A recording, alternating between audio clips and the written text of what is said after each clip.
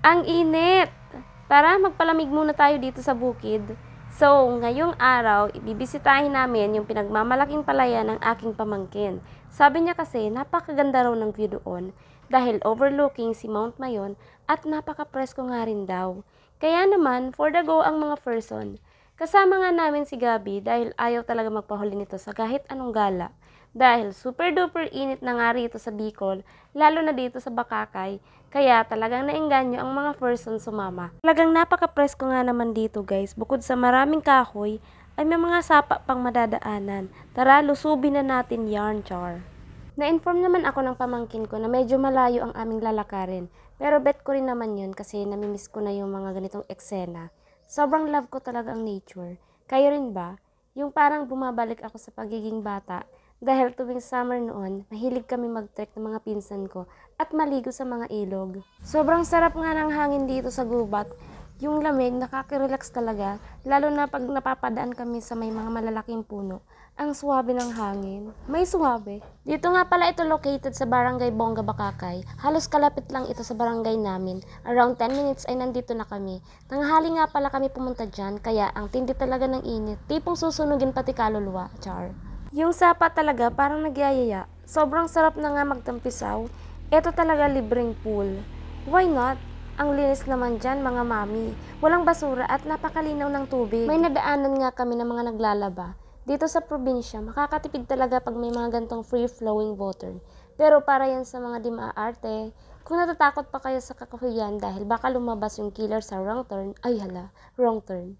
Wala bi. Pero pwede mong imagine yun dito para feeling nasa horror movie ang peg mo.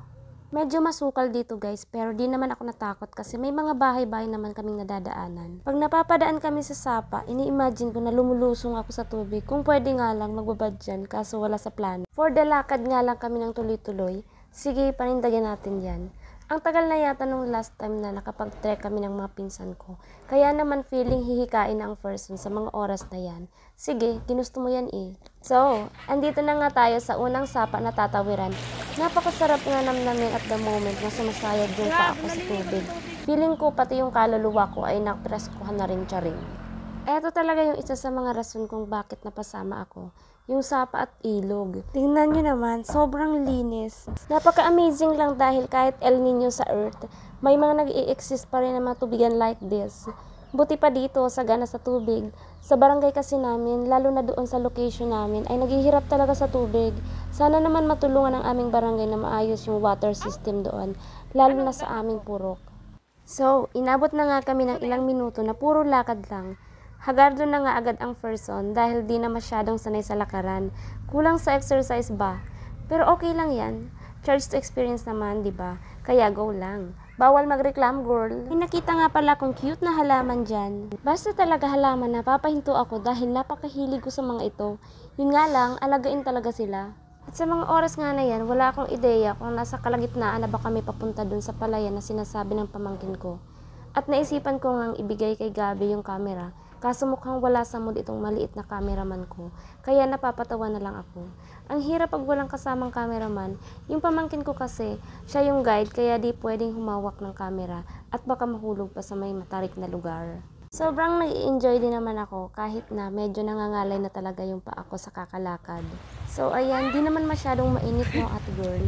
Aba-aba naman, uy grabe, instagrammable naman ang view dito. Dito pa lang, kitang-kita na si Mount Mayon. Feeling ko napakagandang tumambay sa part na to pag sunset. Itong mga kasama ko parang hindi napapagod at walang balak magpahinga. Gusto ko na magpabuhat sa pamangkin ko. Total, kayang-kaya niya naman ako dahil big man siya. Medyo mahaba-haba pang lakaran nga yan guys, kaya enjoy niyo na muna ang view.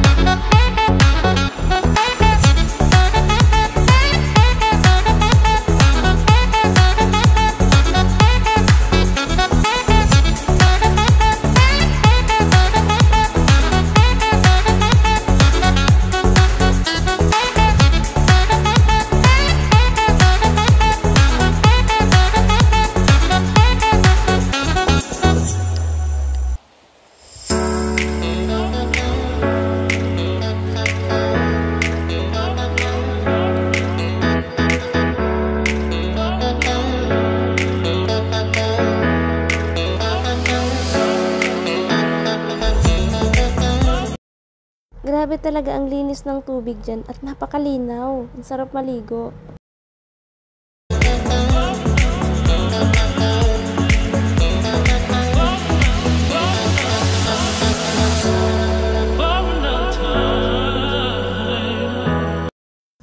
Guys, yan pala yung dahon ng alingatong or langaton dito sa Bicol. Ito na yung pinakamatarik na dinaanan namin at malapit na daw dyan yung palayan.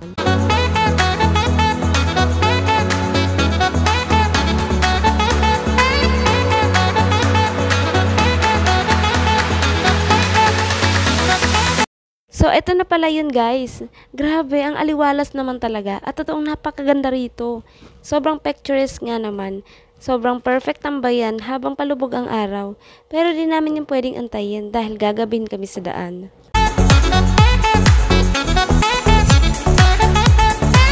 Kita nyo yan? Parang ang lapit lang namin kay Mount Mayon. Kahit tubong Bicol ako ay na-amaze pa rin talaga ako sa ganda niya. Lalo na kapag visible siya gaya ngayon.